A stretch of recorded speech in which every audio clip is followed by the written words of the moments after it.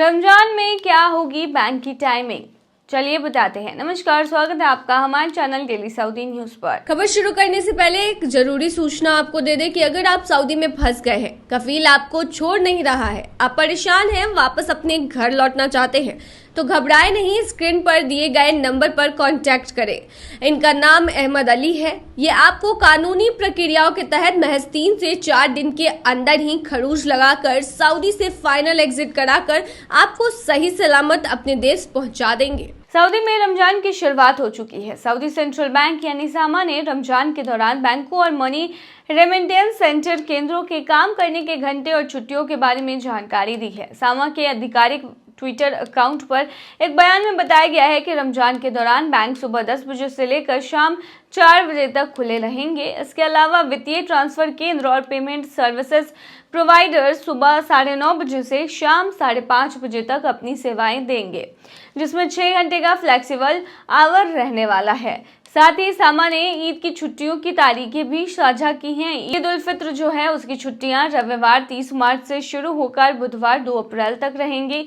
मक्का, Medina और सीमा चौकियों पर वित्तीय संस्थान, मुद्रा विनिमय और पेमेंट सर्विसेज प्रोवाइडर्स उम्रा करने वालों और तीर्थयात्रियों की मदद के लिए खुले रहेंगे, चाहे छुट्टियां हो। इसके अलावा कुछ प्रमुख स्थानों पर विशेष समय पर बैंक शाखाएं खुली रहेंगी ताकि लोग आसानी से बैंकिंग सेवाओं का उपयोग कर सके। बता दें, सऊदी अरब में रमजान एक बहुत ही पाक महीना माना जाता है और इस दौरान वहां कुछ खास नियमों का भी पालन करना आवश्यक होता है। यदि आप एक प्रवासी हैं तो इन नियमों को समझना और इनका पालन करना आपके लिए ज़रूरी होगा ताकि किसी भी प्रकार की परेशानी से बचा जा सके। सबसे पहले बता दें, सार्वजनिक स्थानों पर खाने पीने की मनाही होती है। रमजान के दिन के समय शहरी से इफ्तार तक किसी भी सार्वजनिक स्थान पर खाना पीना, पानी, च्युइंगम चबाना या धूम्रपान करना सख्त मना होता है। गैर मुस्लिमों के लिए भी इस नियम का पालन करना जरूरी है, अन्यथा कानूनी कार्रवाई हो सकती है। कार्यस्थल और दुकान का समय बदला हुआ होता है। देखिए, ऑफिस टाइमिंग जो होती है, सरकारी दफ्तरों में कार्य समय जो है वो बदल दिया जाता है। लगभग 6 घंटे का वर्किंग आवर होता है और प्राइवेट सेक्टरों में भी काम के घंटे घटाए जाते हैं। दुकानों की टाइमिंग की बात करें तो इफ्तार के समय अधिकतर दुकानें और बाजार बंद हो जाते हैं। हालांकि रात में बाजार और रेस्टोरेंट अधिक देर तक खुले रहते हैं। नाइट शिफ्ट और लेट नाइट शॉपिंग की बात करें तो रमजान में देर रात तक खरीदारी और रेस्टोरेंट में खाने का चलन ज्यादा होता है। इस्लाम और इबादत का सम्मान करें। बता दें कि अजान और नमाज के समय शांति बनाए रखें। किसी भी धार्मिक स्थल के पास अनादरजनक व्यवहार न करें। रमजान के दौरान सार्वजनिक रूप से मजाक, अपशब्दों का प्रयोग या अनुचित गतिविधियों से बचें। ड्रेस कोड को फॉलो करें।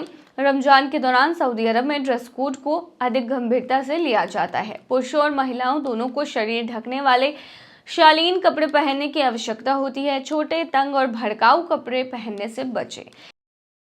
सऊदी अरब में कभी कपड़ा लहरा कर दिया जाता था रमजान का सिग्नल। रमजान 2025 की शुरुआत हो चुकी है। चांद दिखने के बाद ऐलान किया गया है कि रमजान की शुरुआत हो चुकी है। सऊदी अरब में अब मक्का की मस्जिद अल हरम के सामने मौजूद क्लॉक टावर से चांद देखा जाता है। लेकिन क्या आपको पता है कि इससे पहले सऊदी अरब में आधिकारिक तौर पर चांद कहां देखा जाता था? सऊदी अरब में सबसे पहले कहां से चांद देखा जाता था रमजान का, साथ ही कैसे लोगों को बताया जाता था कि रमजान की शुरुआत हो चुकी है, तो चलिए इस वीडियो में हम आपको बताते हैं। देखिए, जिस जगह से चांद देखा जाता था उसे रसदगाह कहा जाता है। फिलहाल यह रसदगाह क्लॉक टावर में मौजूद है, जहां से चांद कमेटियां चांद देखती है। हालांकि सऊदी अरब में चांद देखने के लिए पहली रसदगाह 1948 में मक्का शहर में बनाई गई थी।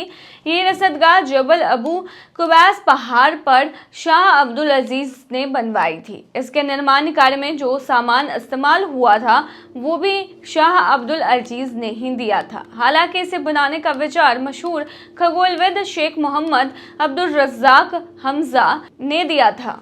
पुराने जमाने में जब संचार के आधुनिक साधन उपलब्ध नहीं थे, तब मक्का के काजी और उनके सहयोगी रमजान और ईद का चांद देखने के लिए जबल अबू कुबैस पहाड़ पर मौजूद इसी रसदगाह में जाते थे। अगर चांद नजर आ जाता था तो उनमें से एक शख्स हाथ में एक कपड़ा लहरा कर इसकी जानकारी देता था। इस दौरान पहाड़ियों पर मौजूद किलों के लोग रसदगाह की तरफ देखते रहते थे। अगर उन्हें वहां पर कपड़ा लहराता हुआ दिखाई देता तो वो वहां से तोप के गोले दागकर पूरे शहर को इसकी जानकारी देते थे। हालांकि अब सऊदी अरब ने कई आधुनिक रसदगाहें मौजूद कर ली हैं, यानी बना ली हैं। इनमें सबसे प्रमुख सदीर, तमीर और मक्का की रसदगाहें हैं। इसके अलावा रियाद, मदीना, कसम, जहरान, शकरा, हाइल और तबूक में भी खगोलीय अध्ययन केंद्र बनाए गए हैं। सऊदी न्याय मंत्रालय ने चांद देखने की प्रक्रिया को कानूनी रूप से अधिक प्रभावी बनाने के लिए इलेक्ट्रॉनिक सिस्टम विकसित किया है।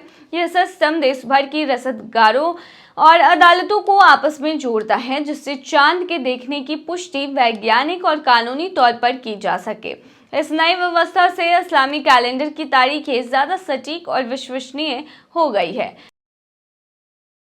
खजूर से निकला सोना वजन किया तो हैरान रह गए अफसर। दिल्ली एयरपोर्ट पर कस्टम विभाग ने तस्करी के अनोखे तरीके का पर्दाफाश किया है। जद्दा से दिल्ली आए एक यात्री के बैग की तलाशी लेने पर खजूर के अंदर छिपाकर रखा गया सोना बरामद हुआ। कस्टम अधिकारियों को यात्री की गतिविधियों पर संदेह हुआ, जिसके बाद गहन जांच की गई। एक्सरे स्कैनिंग और डोर फ्रेम मेटल डिटेक्टर से गुजरने पर शक और गहरा हो गया। जानकारी के अनुसार कल 26 फरवरी को यात्री जद्दा से दिल्ली पहुंचा था। वह जद्दा से फ्लाइट संख्या SV756 से लैंड हुआ था। दिल्ली में एयरपोर्ट पर जैसे ही वह ग्रीन चैनल से बाहर निकलने की कोशिश कर रहा था, कस्टम अधिकारियों को उस पर शक हो गया। यात्री की गतिविधियां संदिग्ध लगने पर अधिकारियों से उनके बैग को एक्सरे स्कैनर से गुजारा, जिसके बाद स्क्रीन पर कुछ अजीब छवियां नजर आई, जिससे अधिकारियों का शक और गहरा हो गया। इसके बाद जब यात्री को door frame metal detector DFMD से गुजरने के लिए कहा गया तो भी संकेत मिले कि उसके पास कोई धातु हो सकती है। कस्टम विभाग ने जब यात्री के बैग की तलाशी ली तो अधिकारी हैरान रह गए। बैग में रखे खजूर के अंदर सोने के टुकड़े छुपे हुए थे। इसका जब वजन किया गया तो कुल 172 ग्राम सोना बरामद हुआ। यह सोना छोटे कटे हुए टुकड़े और एक सोने की चेन के रूप में था। सोने की तस्करी करने वाले अक्सर नए नए तरीके अपनाते रहते हैं। कभी इलेक्ट्रॉनिक सामान में, कभी शरीर के अंदर, तो कभी खाने पीने की चीजों में सोना छुपा कर लाने की घटनाएं सामने आती रहती हैं। कस्टम विभाग ऐसे मामलों पर कड़ी नजर रख रहा है। एयरपोर्ट पर स्कैनिंग सिस्टम की मदद से ऐसे मामलों को पकड़ा जा रहा है। बता दें, सऊदी अरब से भारत आने वाले यात्रियों के लिए सोना लाने की सीमा तय है, यानी लिमिट तय है। पुरुष यात्री अधिकतम 20 ग्राम तक का सोना और जिसकी मूल्य 50,000 तक हो बिना कस्टम शुल्क के ला सकते हैं। महिला यात्रियों के लिए यह सीमा 40 ग्राम तक का सोना है और जिसकी कीमत जो है वो 1 लाख तक होनी चाहिए। यदि आप निर्धारित सीमा से अधिक सोना लाते हैं तो अतिरिक्त मात्रा में कस्टम शुल्क लागू होता है। साथ ही सोने के बिस्किट या सिक्के लाने की अनुमति नहीं है। केवल आभूषण में ही सोने लाए जा सकते हैं। यात्रा से पहले नए अपडेट्स और कस्टम शुल्कों के बारे में जानकारी रखें।